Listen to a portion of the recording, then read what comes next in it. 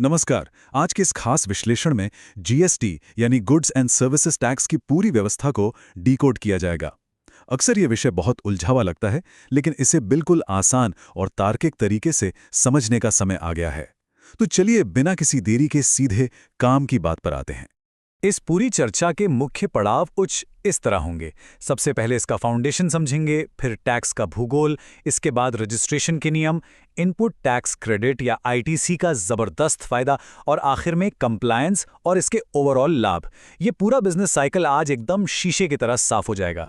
शुरुआत करते हैं हमारे पहले हिस्से से, द फाउंडेशन, यानी जीएसटी के बिल्कुल बेसिक्स। तो आखिर ये जीएसटी है क्या? सीधे शब्दों में कहें तो भारत में वस्तुओं और सेवाओं की सप्लाई पर लगने वाला ये एक अप्रत्यक्ष या इनडायरेक्ट टैक्स है। लेकिन सबसे दिलचस्प बात यह है कि ये एक डेस्टिनेशन बेस्ड टैक्स है। मतलब ये कि टैक्स का पैसा उसी राज्य के खजाने में जाता है जहां सामान या सर्विस का असली इस्तेमाल होता है। इसी एक कदम ने वैट, सर्विस टैक्स और एक्साइज जैसे पुराने सिरदर्द बने करों को हमेशा के लिए खत्म कर दिया।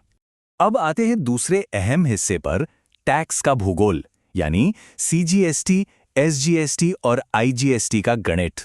इस सिस्टम में टैक्स कलेक्शन को 3 मुख्य हिस्सों में बांटा गया है।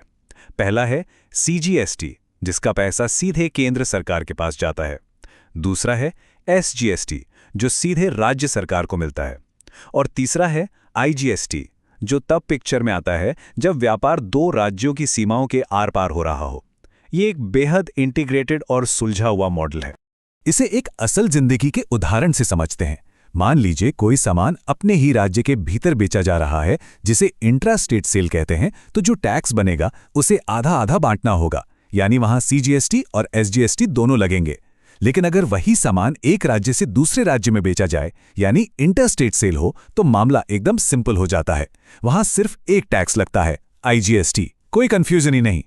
अब बढ़ते हैं तीसरे हिस्से की तरफ, द रूल्स ऑफ एंट्री।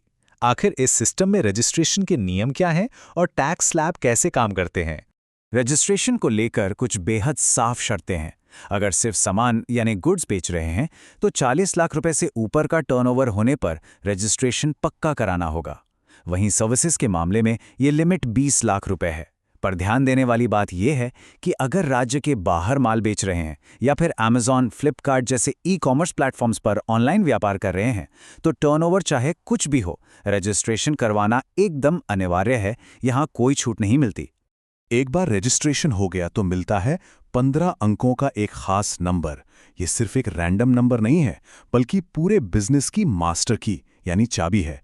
आगे चलकर बिलिंग से लेकर सरकार को रिटर्न फाइल करने और नियमों का पालन करने तक हर जगह इसी 15 डिजिट वाले जीएसटीआईएन नंबर की जरूरत पड़ती है। अब जरा टैक्स की दरों पर नजर डालते हैं। इन्हें बहुत ही सोच समझ कर डिजाइन किया गया है। रोजमर्रा की जरूरी चीजों को 0% पर रखा गया है ताकि आम जनता को राहत मिले। वहीं लग्जरी और महंगी चीजों को सीधे 28% के सबसे ऊंचे स्लैब में रखा गया है। और जो आम इस्तेमाल के स्टैंडर्ड सामान और सेवाएं हैं, वो ज्यादातर 18% वाले ब्रैकेट में आती हैं। ये एक बिल्कुल तार्किक और स्पष्ट बंटवारा है। अब बात करते हैं इस पूरे सिस्टम के सबसे दमदार हिस्से की, भाग 4, दी आईटीसी एडवांटेज। चलिए इनपुट टैक्स क्रेडिट को डिकोड करते हैं। ये इनपुट टैक्स क्रेडिट या आईटीसी असल में क्या भला है? ये बिजनेसमैन के लिए किसी जादू से कम नहीं है।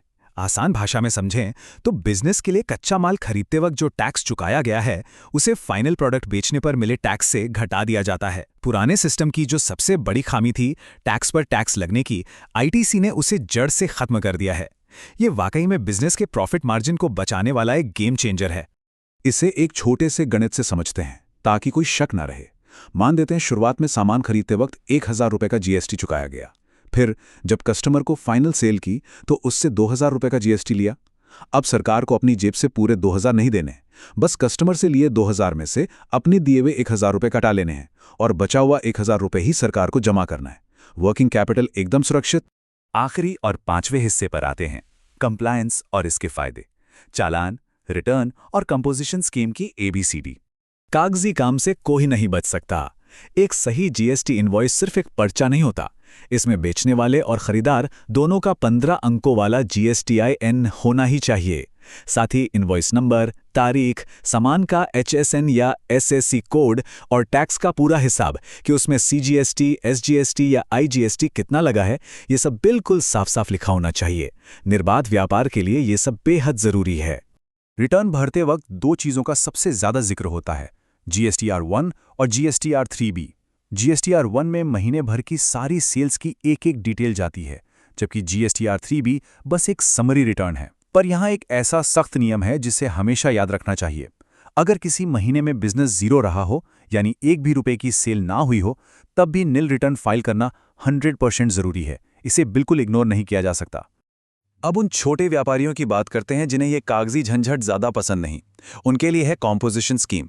1.5 करोड़ रुपए तक के टर्नओवर वाले बिजनेस इसका फ़ायदा उठा सकते हैं, जहां टैक्स का रेट सिर्फ 1 से 5% के बीच होता है। लेकिन हर सिक्के के दो पहलू होते हैं। अगर ये स्कीम ली तो ITC का कोई फ़ायदा नहीं मिलेगा और हाँ, राज्य के बाहर माल भी नहीं बेच पाएंगे।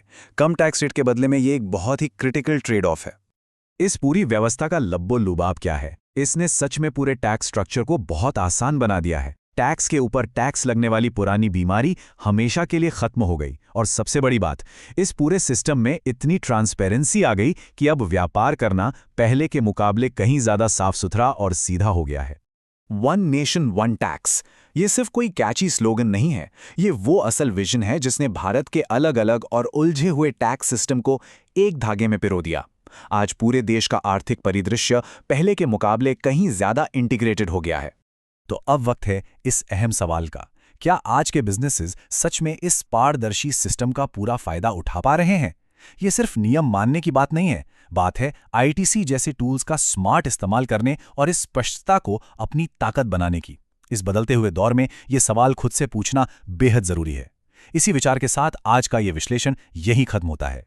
इस सिस्टम की गहराई को समझने के लिए, साथ बने रहने के लिए बहुत बहुत शुक्रिया।